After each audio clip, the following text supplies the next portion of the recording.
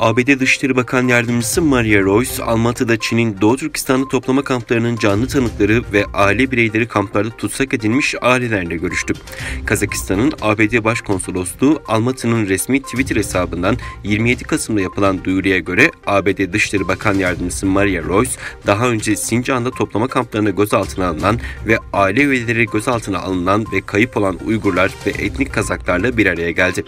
Royce, aile üyelerine Çin Halk Cumhuriyeti'nin kötü niyetli politikalarının gerçek yüzünü gösteren ve Çin Halk Cumhuriyeti'nin ihlallerini durdurması için uluslararası baskı oluşturmaya yardımcı olan cesaretlerini açıkça ifade ettikleri için teşekkür etti. Ankara Hacı Bayram Veli Üniversitesi öğretim üyesi Profesör Doktor Abdurreşit Celil Karluk bu görüşmeyi alıntılayarak 1300 gündür haber alamadığı ailesine ulaşmak için Türk yetkili makamlarına çağrıda bulundu.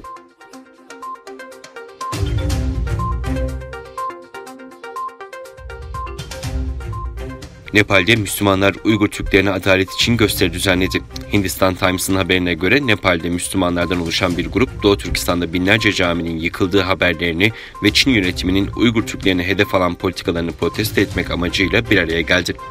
Pokkar'daki gösteriye liderlik eden Müslümanlar Uygur Türklerine yönelik zulme ilişkin endişelerini gelecekte de yüksek sesle dile getirmeyi sürdüreceklerini ifade etti. Çin'de son yıllarda Uygur Türklerinin kimlik ve kültürlerine yönelik ihlaller uluslararası kamuoyu tarafından eleştiriliyor.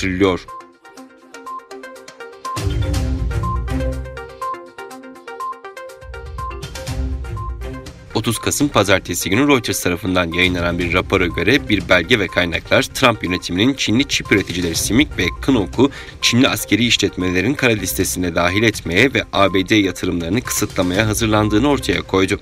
1999'da ABD tarafından çıkarılan bir yasa, Pentagon'un Halk Kurtuluş Ordusu'nun sahibi olduğu veya kontrol ettiği Çin askeri sanayi işletmelerinin bir listesini derlemesini gerektirdi. Ancak ABD Savunma Bakanlığı 2020'ye kadar buna uymadı. Birkaç gün önce Hikvision, China Telecom ve China Mobile gibi işlevleri bu listeye eklendi. Reuters, Beyaz Saray'ın kara listedeki şirketlere yaptırım uygulamak için bir yönetici emri çıkardığını ve Amerikalı yatırımcıların Kasım 2021'den itibaren kara listeye alınan şirketlerin menkul kıymetlerini satın almalarını yasakladığını bildirdi.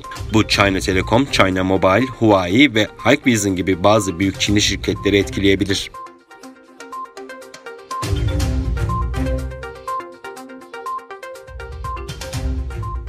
Avustralya Ticaret Bakanı Pazar günü ülkenin Çin'i Dünya Ticaret Örgütü'ne dava etmeye hazırlandığını, bunun temel olarak Pekin'in Avustralya arpasına uyguladığı yüksek tarifeler nedeniyle olduğunu söyledi. İkili ilişkiler giderek gerginleştikçe Pekin, Canberra üzerindeki baskısını arttırdı. Bu hafta Çin Ticaret Bakanlığı, Avustralya şarabına %212'ye varan bir vergi oranıyla anti-dumping vergisinin uygulandığını açıkladı. Avustralya-Çin ticaret anlaşmazlığının yoğunlaşması bağlamında Avustralya Ticaret Bakanı Simon Birmingham, Pazar günü Canberra hükümetinin Çin'i Dünya Ticaret Örgütü'ne dava etmeyi planladığını söyledi. Pekin, şarap, arpa ve sığır eti dahil olmak üzere Avustralya'nın çeşitli ihracat türlerine yakın zamanda ticari yaptırımlar getirdi. Canberra daha önce Çin'i Pekin tarafından reddedilen Avustralya arpasına uygulanan cezai tarifeleri geri çekmeye çağırmıştı. Avustralya-Çin ikili ilişkileri Canberra hükümetinin Huawei'nin ülkenin 5G ağ yapımına katılmasını yasaklamaya karar vermesinin ardından son 2 yılda kötüleşmeye devam etti.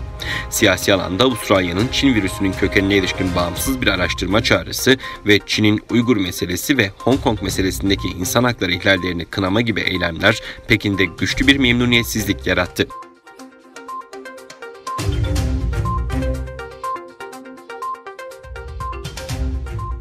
ABD Başkanı Trump katıldığı televizyon programında Joe Biden 80 milyon oy almadı, buna inanmıyorum açıklamasında bulundu. ABD Başkanı Donald Trump seçimlerden sonraki ilk televizyon mülakatını Fox News kanalına verdi.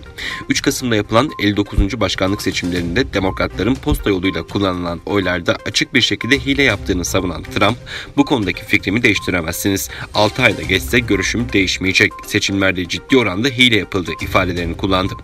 3 Kasım seçim sonuçlarına Cumhuriyetçilerin itiraz etmemesi durumunda bundan sonra Beyaz Saray'a Cumhuriyetçi bir başkanın gelmesinin çok zor olacağını dile getiren Trump, Joe Biden 80 milyon oy almadı, buna inanmıyorum dedi.